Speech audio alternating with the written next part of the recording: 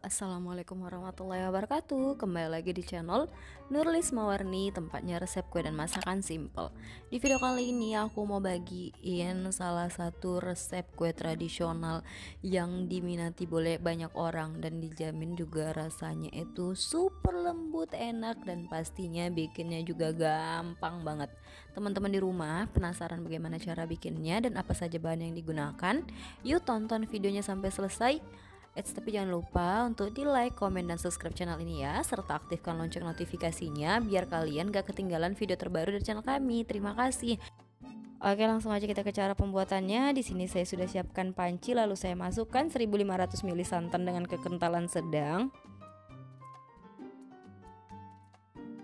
400 gram gula pasir, dan 2 lembar daun pandan.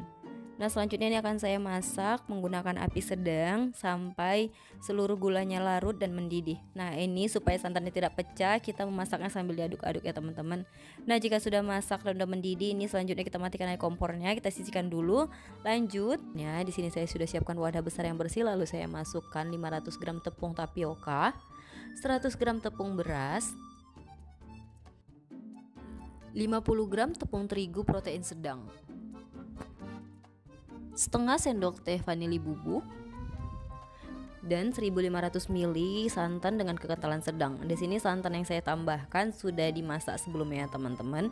Nah, kemudian ini saya menambahkannya juga secara bertahap. Setelah itu ini saya aduk-aduk sebentar sampai semua bahan tercampur dengan rata. Oh ya, ini juga kita menambahkan santannya dalam kondisi sudah dingin suhu ruang ya teman-teman.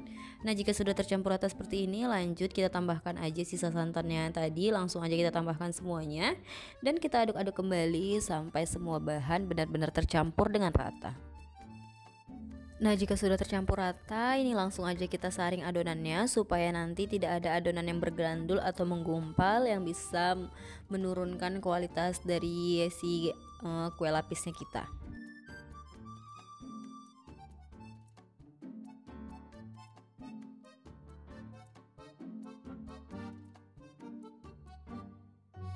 Setelah disaring, ini lanjut aja kita bagi menjadi 3 bagian. Nah, untuk bagian pertama ini kira-kira 500 ml akan saya tambahkan pewarna hijau muda secukupnya, atau teman-teman bisa menggunakan pasta pandan atau pewarna hijau.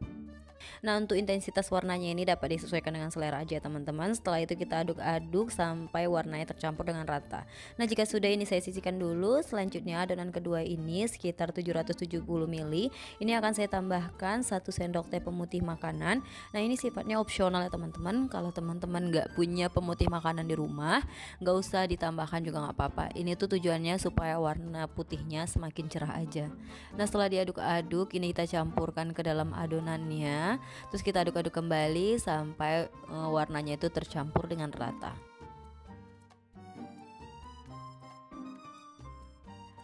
Nah, jika sudah tercampur rata, ini kita sisihkan dulu. Lanjut untuk adonan ketiga, ini juga sebanyak 770 ml. Ini akan saya buat dia menjadi adonan kopi. Nah, di sini saya sudah menyiapkan 1 saset white coffee. Ini saya larutkan menggunakan air panas secukupnya. Jika sudah larut, ini langsung aja kita tuang ke dalam adonannya dan setelah itu kita aduk-aduk kembali sampai tercampur dengan rata. Nah, karena warnanya menurut saya masih kurang bagus, jadi ini akan saya tambahkan pasta mocha secukupnya. Ini juga sifatnya opsional ya teman-teman. Kalau teman-teman tidak mau menambahkan pewarnanya juga nggak masalah.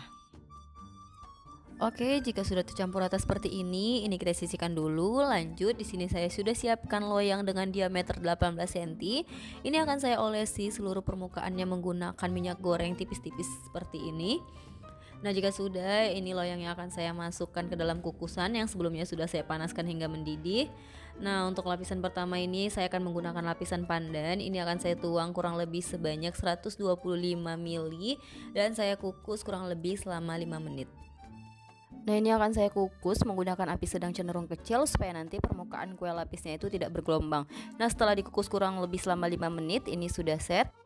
Nah, setelah itu ini saya buat lagi lapisan keduanya, itu saya masih menggunakan lapisan pandan. Jadi saya menggunakan lapisan pandan ini sebanyak 2 kali dengan melinya itu yang sama, yaitu sekitar 125 ml dan dikukus kurang lebih selama 5 menit.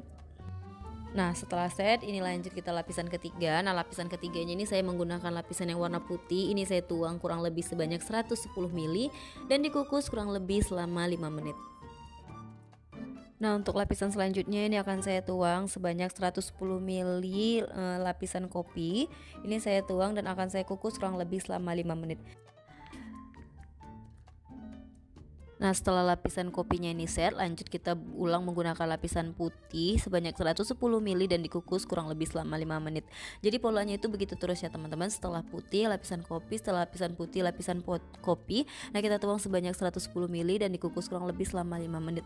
Lakukan sampai kedua lapisan tersebut selesai ya teman-teman.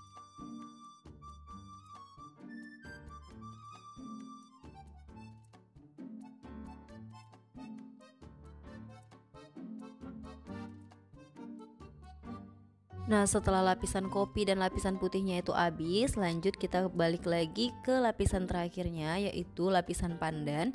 Nah, ini juga sama ya, lapisan pandan ini akan saya tuang sebanyak 125 ml dan dikukus kurang lebih selama 5 menit.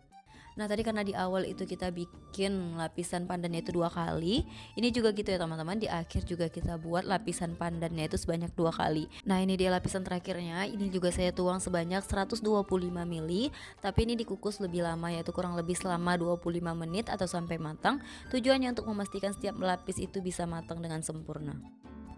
Oke, jika sudah matang, ini langsung aja kita matikan kompornya dan langsung saya keluarkan dari dalam kukusan. Kemudian ini kita diamkan hingga dingin suhu ruang. Setelah dingin suhu ruang, ini lanjut kita sisir bagian pinggirnya dan kita keluarkan aja langsung kue lapisnya dari dalam loyang. Ini langsung aja dibalik seperti ini ya teman-teman. Nah, ini langsung aja kita keluarkan dari dalam loyangnya. Ini kita ngeluarkannya pelan-pelan ya teman-teman, takut nanti kue lapisnya rusak. Oke, ini udah saya balik. Selanjutnya ini kue lapisnya akan saya potong. Oh ya, jangan lupa ya, lapisi pisaunya menggunakan plastik agar tidak lengket. Nah, teman-teman bisa lihat kan dari cara motongnya ini, teksturnya ini lembut banget. Teman-teman di rumah, ini kue lapis ini adalah salah satu kue tradisional yang paling banyak di request teman-teman di rumah. Karena bikinnya gampang dan hasilnya juga itu enak dan super lembut banget. Kue lapis ini juga jadi salah satu kue jajanan pasar yang paling banyak diminati di rumah ataupun paling banyak dicari orang deh. Ini lanjut, ini akan saya potong sesuai dengan selera. Nah, teman-teman bisa lihat kan ini bagaimana cantiknya bagian dalamnya ini. Aduh, saya nggak sabar banget pengen cobain kue yang satu ini.